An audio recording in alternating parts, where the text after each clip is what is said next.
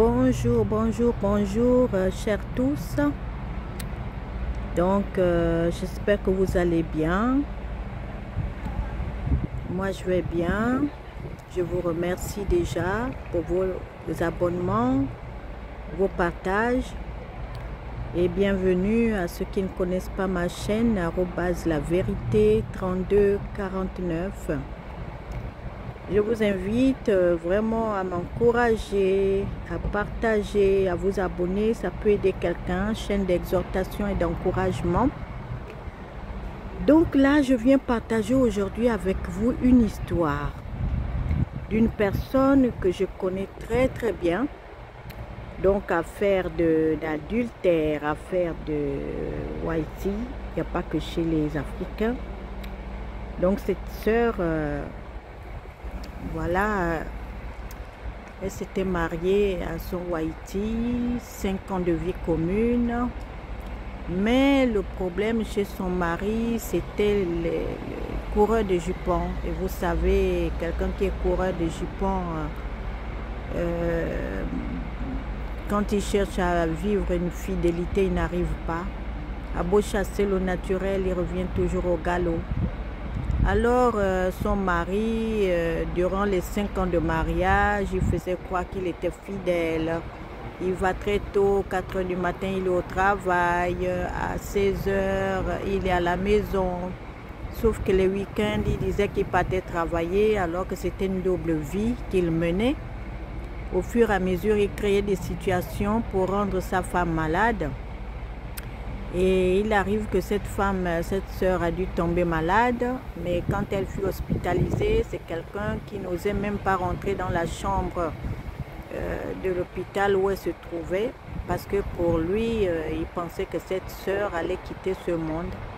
Alors, imaginez ce qui s'est passé pendant qu'elle l'aimait, pendant qu'elle restait dans la prière, pendant qu'elle ne soupçonnait rien, monsieur fouillait dans ses affaires et a pris le relevé de son compte bancaire pour mettre dans ses documents. Et déjà au départ, ils avaient fait, d'abord c'était un régime, comment on appelle ça, des droits communs, et après c'était des biens séparés, biens communs au départ, après c'était des biens séparés.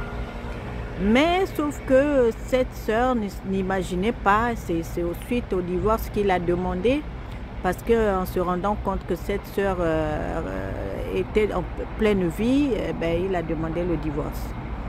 Donc en divorçant, cette sœur s'est retrouvée du côté de Paris chez ses enfants.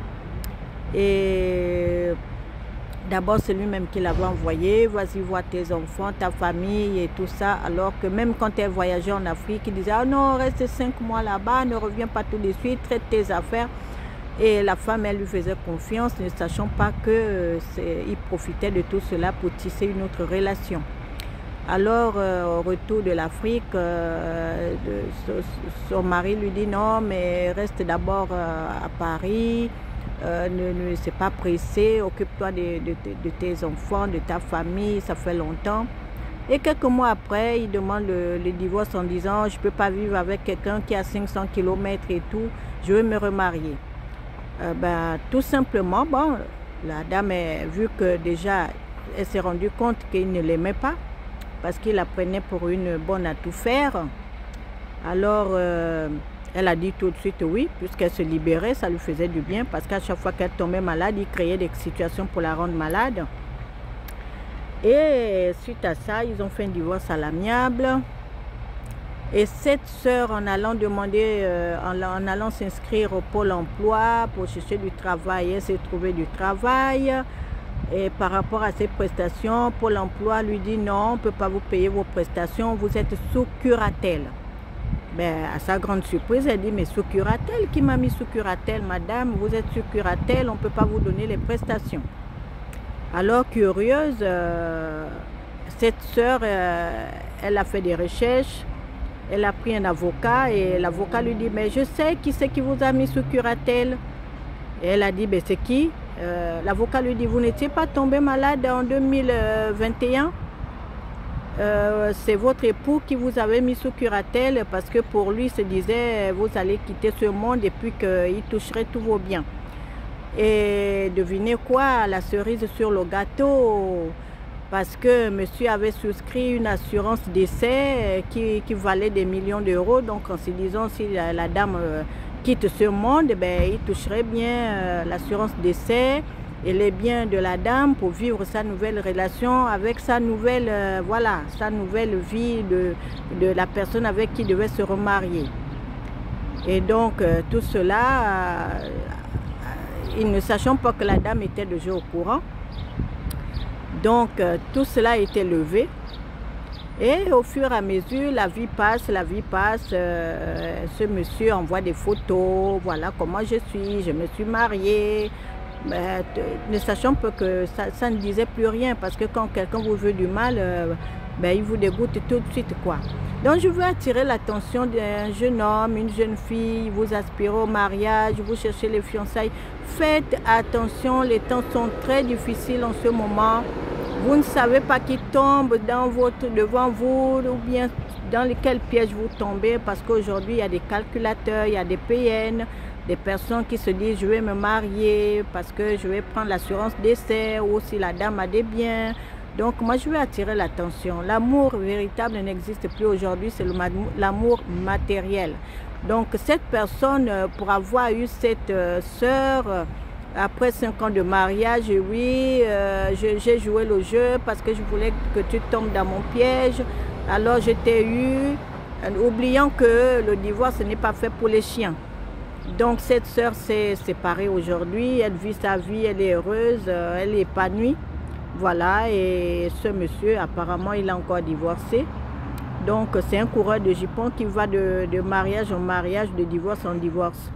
Et je vous appelle, j'attire votre attention de faire, c'est pas tous les sites de rencontres qui sont mauvais, mais ayez le discernement, faites attention. Les paroles mielleuses ne suffisent pas. Même si c'est des actes que la personne pose, mettez la personne à l'épreuve, même si ça prend 1 an, même si ça prend 6 mois, 2 ans. Il faut savoir réellement si elle vous aime ou pas, de peur de tomber dans le piège comme cette sœur. Heureusement qu'elle est sortie de là saine et sauve, parce qu'elle a pris son Dieu qui l'a protégée, qui l'a sauvée de ce PN. Voilà, donc c'est ce que je voulais partager avec vous.